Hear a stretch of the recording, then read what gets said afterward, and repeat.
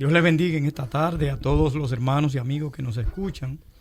Queremos, en esta tarde, vamos a tratar acerca de la iglesia de Sardis. Tomen lápiz, papel, su Biblia, para que en esta tarde, pues, vamos a hablar acerca de esta iglesia, un mensaje muy importante a la iglesia de Sardis. Vamos a dejar al hermano Gregorio Alexis Arias, nuestro querido hermano Bepi, para que lea la palabra en Apocalipsis capítulo 3 del 1 al 6. Dice la Biblia que es la palabra de Dios. Escribe al ángel de la iglesia en Sardis, el que tiene los 7 espíritus de Dios y las 7 estrellas, dice esto: yo conozco tus obras, que tienes nombre de que vives y estás muerto.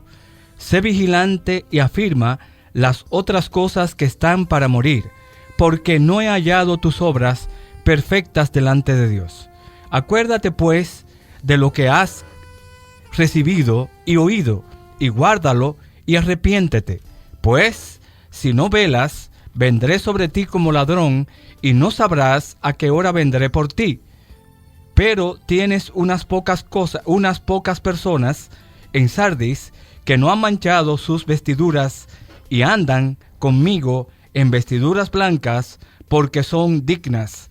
El que venciere será vestido de vestiduras blancas, y no borraré su nombre del libro de la vida, y confesaré su nombre delante de mi Padre y de los ángeles.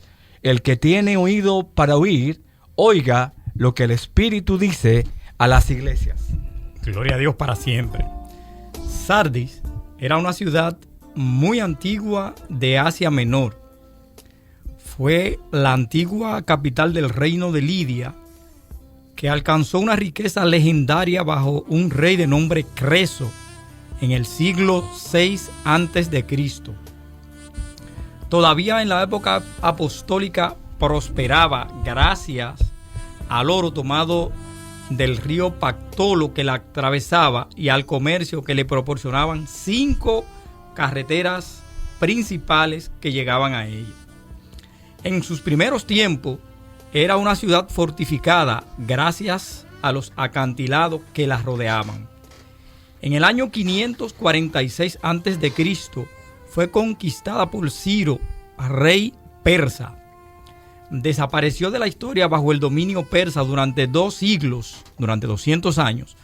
A su debido tiempo se rindió a Alejandro Magno, que la convirtió en una ciudad de cultura griega. Y entonces la historia se repitió otra vez. Después de la muerte de Alejandro Magno, hubo muchos candidatos a asumir el poder. Cayó bajo Antíoco el Grande en el año 214 antes de Jesucristo. A su debido tiempo llegaron los romanos. Sardis seguía siendo una ciudad rica. Era el centro de la industria de la lana y pretendía haber descubierto el arte de teñirla, o sea que también utilizaban la púrpura. Llegó a ser una ciudad romana de refugio. El año 17 después de Cristo fue destruida por un terremoto que asoló toda la zona. El emperador romano Tiberio tuvo la amabilidad de perdonarle el tributo durante 5 años y le hizo una donación de 10 millones de sestercios, como 100 millones de una moneda llamada peseta allá en España, pero teniendo en cuenta que el jornal de un obrero era equivalente a 10 pesetas. Cuando Juan le escribió esta carta, Sardis era una ciudad rica, pero degenerada. Hasta la antes gran ciudadela ya no era más que un monumento antiguo en la cima de la colina. Era una ciudad sin vida y sin espíritu. Sus habitantes eran blandos, los descendientes de aquellos que perdieron la ciudad en 2 ocasiones porque eran demasiado perezosos para estar de guardia. En esa atmósfera deprimente, también la iglesia cristiana había perdido su vitalidad y era un cuerpo muerto más que una iglesia viva. La iglesia de Sardis confiaba en su gran reputación, carecía de indicios de vida. Sus enemigos visibles gozaban de paz pero la paz de la muerte. Las advertencias del Señor, sin embargo, parecen haber surtido efecto. Sardes después del primer siglo, surgió como centro cristiano. Cuenta entre sus hijos a un obispo ilustre llamado Melitón, que fue un gran comentarista y predicador en Asia. Lo primero que hace el Señor es identificarse cuando escribe a la iglesia de Sardes. Ya hemos visto, por lo dicho, que era una ciudad rica, una ciudad en la cual había recursos económicos. Y este hombre, Creso, la llevó a su máxima expresión en su tiempo, 6 siglos antes de Cristo. El Señor le dice a la iglesia: el que tiene los 7 espíritus, el que tiene las 7 estrellas, le escribe al ángel de la iglesia, al mensajero, el pastor, el dirigente, el que está comisionado de parte de Dios para liderar la obra. Los 7 espíritus lo encontramos en Isaías, donde señala: y reposará sobre él el espíritu de Jehová, espíritu de sabiduría, espíritu de inteligencia, espíritu de consejo, espíritu de poder, espíritu de conocimiento y espíritu de temor de Jehová.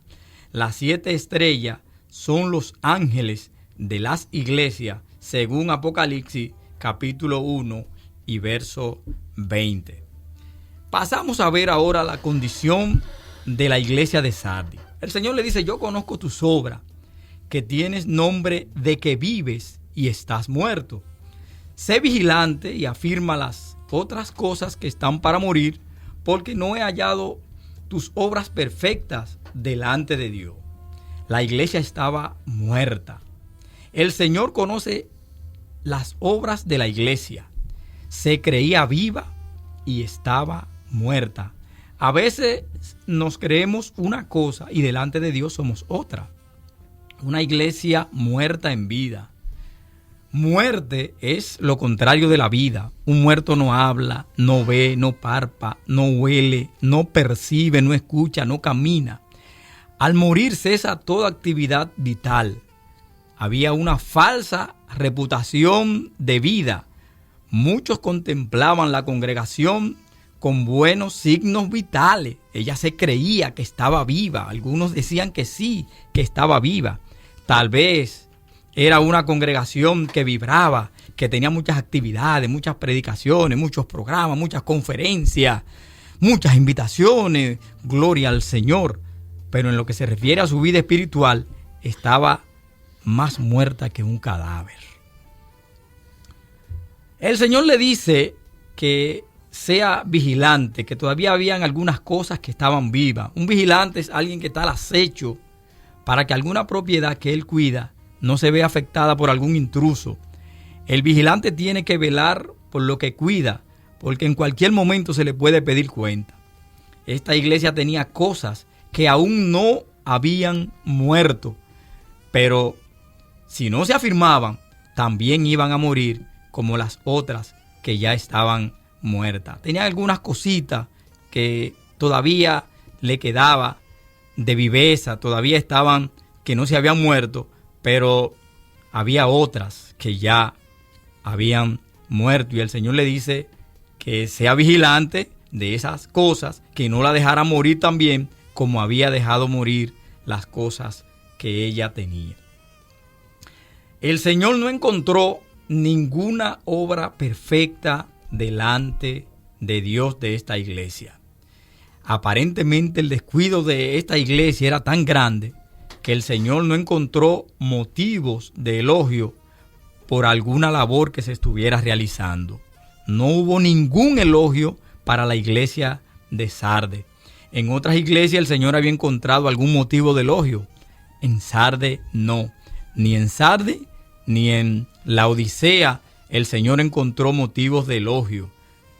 Solamente reproche vemos a esta iglesia.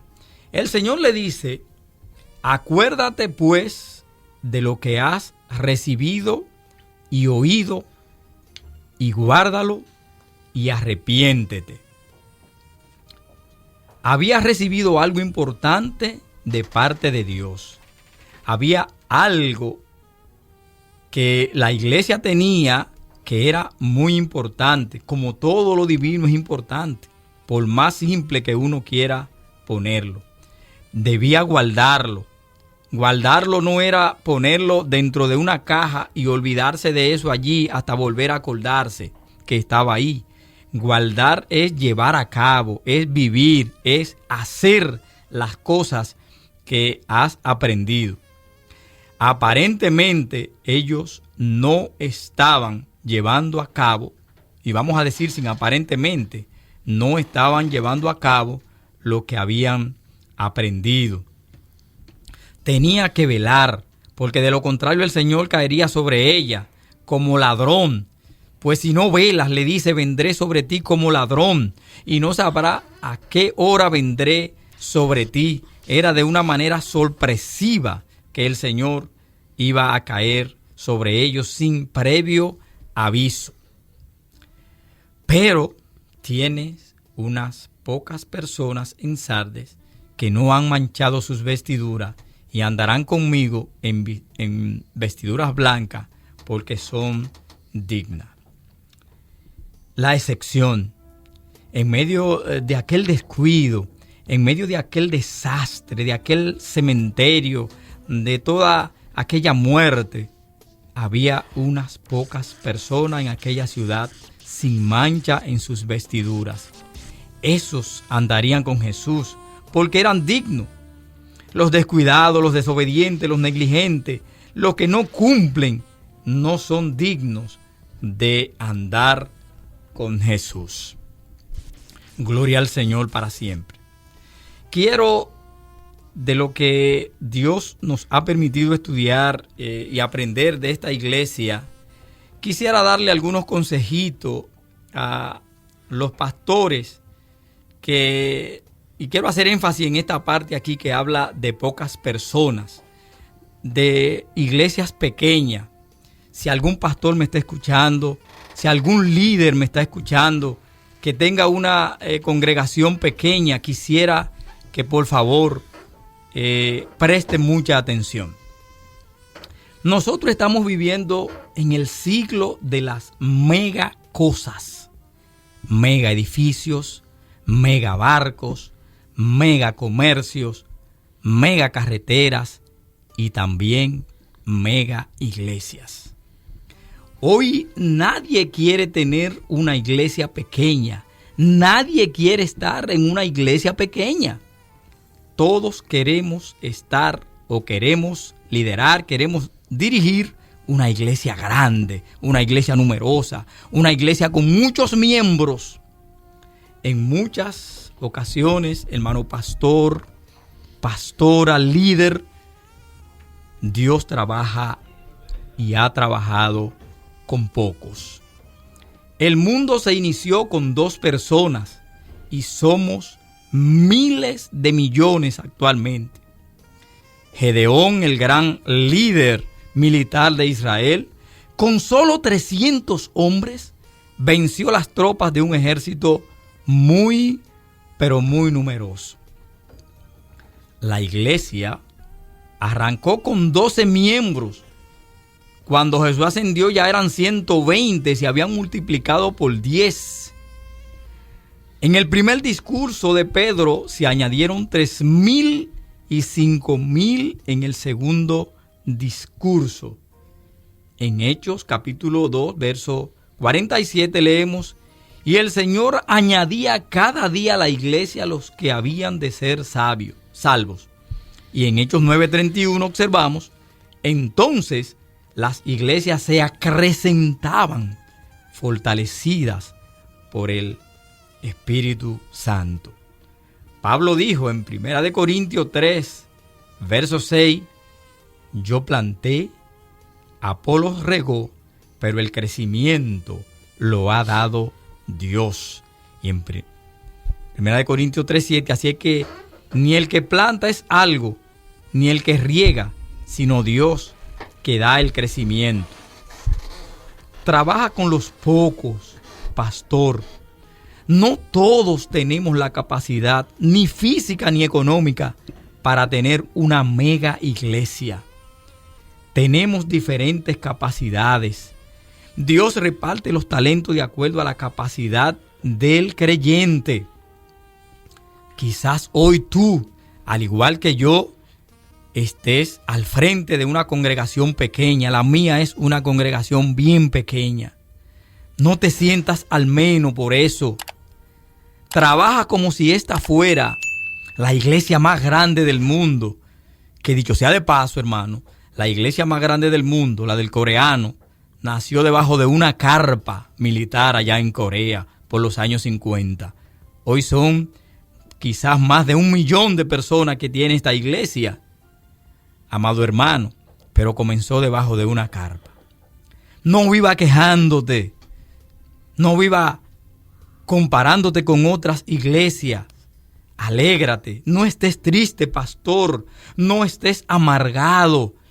Haz tu labor solamente. Yo amo mi congregación no porque sea grande o pequeña, sino porque es la mía. Esa fue la que Dios me dio. Por eso la amo, porque es la mía. Lo otro, dejémoslo en manos de Dios. Él sabe, Él conoce, Él observa. Mientras nosotros vemos algunos árboles, Dios ve el bosque completo. Hay una iglesia aquí en el país con mucha incidencia. Nació en una marquesina de automóviles esa iglesia. Hubo una mujer que le creyó a Dios y los resultados están ahí. Esta iglesia tiene presencia no solo en nuestro país, sino también en el extranjero. Lo que importa es creerle a Dios, hermano pastor, pastora. Las demás cosas, Él se encarga de añadirlas. Te voy a leer algunos versos para que veamos cómo actúa Dios con los pocos. En 1 Samuel capítulo 14, verso 6, dijo pues Jonatán a su paje de armas: ven, pasemos a la guarnición de estos incircuncisos. Quizás haga algo Jehová por nosotros, pues no es difícil para Jehová salvar con muchos o con pocos. Mateo 7:13, entrad por la puerta estrecha, porque ancha es la puerta y espacioso el camino que lleva a la perdición, y muchos son los que entran por ella. Porque estrecha es la puerta y angosto el camino que lleva a la vida, y pocos son los que la hallan. En Mateo 9:37 dice: a la verdad la mies es mucha y los obreros pocos. Y en Lucas 10:2 les decía: la mies a la verdad es mucha, mas los obreros pocos. Por tanto, rogad al Señor de la mies que envíe obreros a su mies. Y alguien le dijo: Señor, son pocos los que se salvan. Y él le dijo: esforzaos a entrar por la puerta angosta, porque os digo que muchos procurarán entrar y no podrán. ¿Qué sucedía básicamente en esta iglesia de Sardes? Era una iglesia que tenía una reputación. Aparentemente los hermanos se habían descuidado por las riquezas quizás que poseían. Era un centro de lana muy famoso, estaban bien industrializados, pero se habían descuidado. Había entrado en ello pereza, había entrado desidia, había entrado, amados hermanos, aquella cosa que da la comodidad, aquella pereza que da la comodidad, había entrado en la iglesia. El Señor le dice que vele, que se arrepienta. Todavía Dios le sigue dando oportunidad a la iglesia de Sardes. Lo llama a velar, lo llama a arrepentirse. Velar es estar atento, estar ahí, estar cuidando algo, en este caso la salvación de ellos. Las promesas del Señor para los creyentes ya es que iban a andar en vestiduras blancas, que el nombre de ellos no se iba a borrar del libro de la vida, y finalmente el Señor le dice que iba a confesar iba a confesar su nombre delante del Padre y de sus ángeles. Yo creo que este es el más alto, el más grande privilegio que pueda recibir humano alguno en esta tierra, el ser presentado delante del Padre y delante de sus ángeles. En el capítulo 3, verso 1, parte B, el Señor dice algo acerca de esta iglesia. Yo conozco tus obras, que tiene nombre de que vives, pero estás muerto. El diccionario define cadáver como un cuerpo muerto que ya no es útil ni puede llevar a cabo nada. Esta iglesia estaba muerta, ya no era capaz de producir nada ni ser útil. A los ojos del mundo estaban vivos, pero en el sentido espiritual estaban muertos. No constituía una amenaza para el enemigo, pero tampoco eran luz al mundo. Ahora, ¿cuál es el remedio para alguien que está muerto? La respuesta se la dio el Señor al profeta Ezequiel cuando éste fue llevado a un valle llenos de huesos secos, y le dijo: profetiza sobre estos huesos y diles: huesos secos, oíd la palabra del Señor. Es lo que necesitaba esta iglesia, es lo que necesita cualquier persona que se encuentre en esta condición. Oíd palabra del Señor. Así dice el Señor a estos huesos: he aquí, haré entrar en vosotros espíritu y viviréis. Lo que necesitaba la iglesia de Sardis era el viento del Espíritu de Dios que llena a la persona de vida. Esta iglesia en particular, Sardis, vivían de las glorias pasadas, pero poco a poco fueron perdiendo sus fuerzas. Empezaron a decir: Dios me usaba, Dios, lo que se oye mucho en el mover de hoy: Dios me usaba cuando Dios me llevaba allí, yo hacía esto, Dios me usaba para hacer esto, y se quedaron allí. Y en ese paso fueron muriendo lentamente. Entonces, ellos todavía creían que porque habían hecho obras grandes y porque tenían económico, su sentido económico lo tenían supuestamente asegurado, ellos decían: bueno, nosotros no necesitamos a nada ni nadie, porque estamos vivos. Mira, Dios hizo esto, Dios hizo aquello. Sin embargo, la Biblia nos enseña que Dios le está diciendo a ellos: mira, ustedes tienen que vivir porque ustedes están muertos.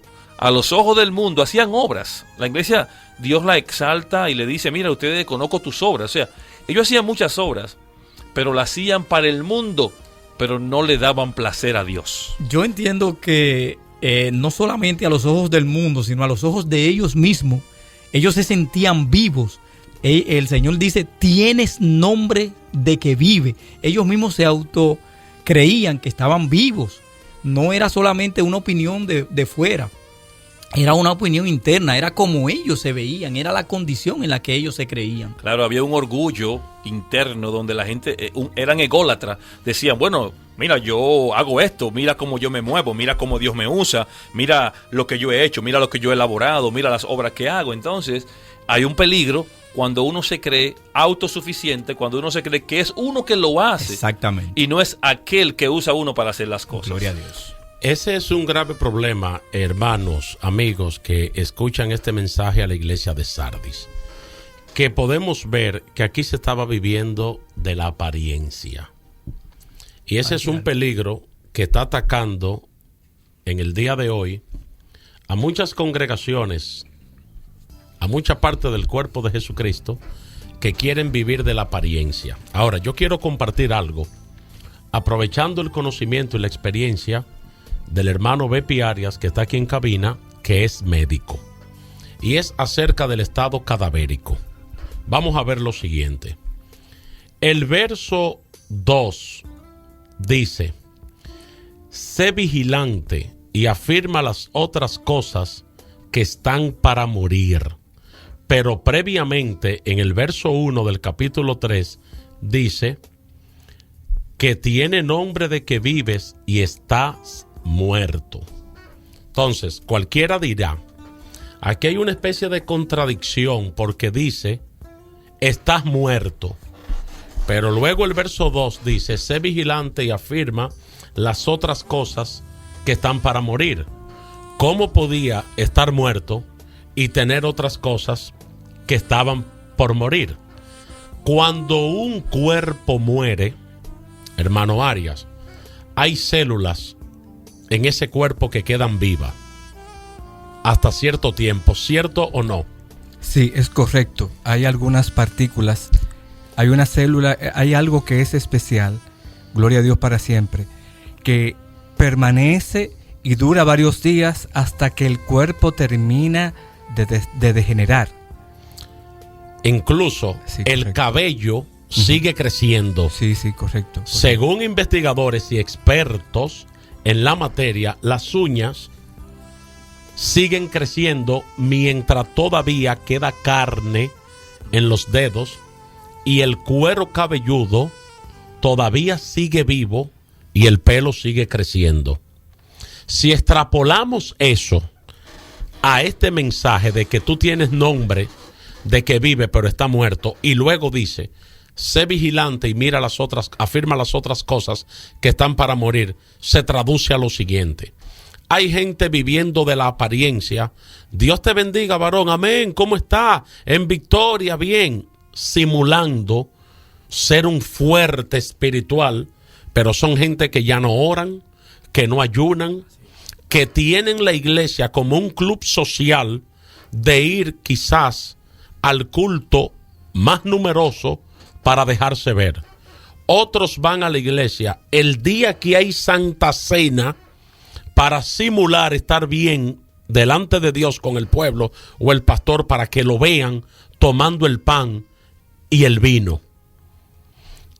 Así hay un gran número de personas, y esta tarde, hermano, amigo que escucha este programa, Voz de Jesucristo, a través de la Iglesia de Dios en Cristo la Senda, te damos el mensaje de que no te descuides, de que revise tus áreas que están débiles y fortalécela, que Dios viene pronto a buscar un pueblo vivo, fuerte, santificado, que sea un pueblo digno, porque dice que hay personas en Sardis, un poco, como dijo el pastor Paniagua, que no están muertos como estaba el grueso de allí, sino que se le va a conceder que se vistan de vestiduras blancas porque son dignas.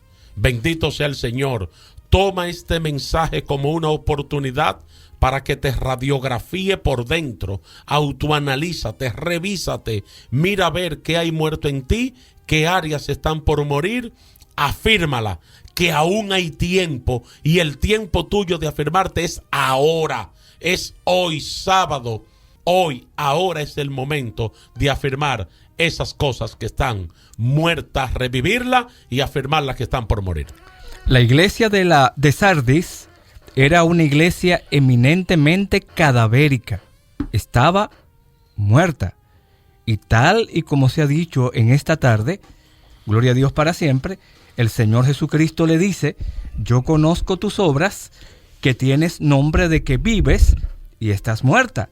Sé vigilante y afirma las obras que están para morir, pues no he hallado tus obras perfectas delante de Dios.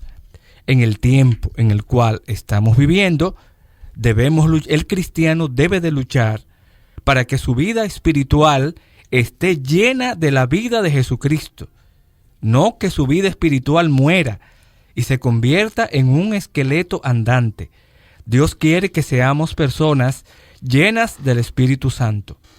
Para tales cosas hay que orar, hay que leer las Sagradas Escrituras, hay que hablar de Jesucristo a aquellos que no conocen la palabra, y hay que luchar por cada día vivir en santidad, rechazar la manifestación del pecado. El pecado es lo que causa muerte y es lo que causa que el cuerpo humano espiritual se convierta en un cadáver. Hay que luchar para que el pecado no habite en la vida de ninguno de nosotros. Hay que luchar para santificarse, porque la santificación da vida y vida en Jesucristo. Gloria al Señor. La iglesia de Sardis, que confiaba en su gran reputación, carecía de indicios de vida. Estaba como hemos dicho, estaba muerta, ¿verdad? Aunque ella confiaba en la gran reputación, perdón, que tenía, o que creía tener. Sus enemigos visibles, ¿verdad? Gozaba de paz, pero era una paz, la paz que da la muerte, aquella tranquilidad que vemos en los muertos. Ahora, lo que quiero hacer énfasis es que la advertencia que le hizo el Señor en lo que dijo el hermano Javier Fernández surtió efectos sobre esta iglesia. Voy a repetir que la iglesia surgió después del primer siglo como un centro cristiano. La iglesia se levantó, la iglesia no se quedó allí. Los hermanos escucharon el mensaje de Juan, los hermanos escucharon la exhortación, los hermanos escucharon, gloria a Dios para siempre. Aparentemente este líder dijo, hermano, no nos podemos quedar como estamos. Es cierto lo que nos acaban de decir. Tenemos que revisarnos, que tenemos que volver a hacer las otras cosas que hacíamos antes. Tenemos que volver a lo que nosotros éramos. Y surgió de nuevo. Y se levantaron grandes hombres de allí. Se levantaron hombres que en toda Asia fueron reconocidos, como ya le mencioné al obispo Melitón, que fue un comentarista y predicador, y que lo mencionó Tertuliano, y lo mencionó Esteban, que fue padre de la iglesia. Gloria al Señor para siempre. Los mencionaron esos historiadores de la iglesia, como que se levantó. Esta iglesia no se quedó postrada, hermanos. Esta iglesia no se quedó allí muerta. Yo entiendo que lo que dijo el hermano Víctor acerca de la palabra que resucita a esos huesos que el Señor habló en Ezequiel, hizo efecto en esta congregación. Los hermanos se levantaron y levantaron a Sardis como un centro cristiano de aquel siglo. Eso es lo que nosotros quisiéramos que hoy en día suceda, que la iglesia se levante, que la iglesia pueda nuevamente resurgir, que dejemos ya, gloria al Señor para siempre, esta reputación que tenemos falsa. A veces queremos nombre, a veces queremos personas que muchas veces hablen de nosotros de una manera positiva. No queremos llevar el vituperio encima, no queremos llevar encima aquella afrenta. Gloria al Señor para siempre. No queremos, como dicen algunos, pagar el precio de lo que cuesta el testimonio del Señor. Pero para poder nosotros surgir, para poder nosotros levantarnos, tiene que haber ese, gloria a Dios para siempre, ese despertar. Despierta, hermano, despierta, hermana, que nosotros en este tiempo también necesitamos hombres y mujeres que sean levantados en el Señor. Si el Espíritu Santo ha tocado tu corazón y quiere entregar tu vida a Jesucristo, Él te dice en esta hora: venid a mí todos los que están cansados y cargados, y yo os haré descansar. Porque de tal manera amó Dios al mundo, que ha dado a su Hijo unigénito, para que todo aquel que en Él cree no se pierda, mas tenga vida eterna. Recibe a Jesucristo en tu corazón. Repite conmigo esta oración: Dios y Padre Celestial, reconozco que Jesucristo, tu Hijo amado, vino a esta tierra a morir por amor en la cruz del Calvario y para salvación de mi alma y limpieza de mis pecados. Te recibo como mi Señor y como mi Salvador. Gracias por inscribir mi nombre en el libro de la vida y que nunca más sea borrado. Ayúdame a alcanzar la promesa de vida eterna que tú has dado a todos aquellos que te son fieles. Gracias en el nombre de Jesús. Amén. Si hiciste esta decisión en este momento, te recomiendo que busque un lugar donde se predique la palabra del Señor. Abre la Biblia, escudriña la Biblia. Dios va a hablar contigo a través de su palabra. Y usted puede hablar con Dios a través de la oración. Confiesa a todo que ahora Jesucristo es tu Señor y Salvador. Sé fiel hasta la muerte y Dios te entregará la corona de vida eterna. Dios te bendiga y Dios te guarde.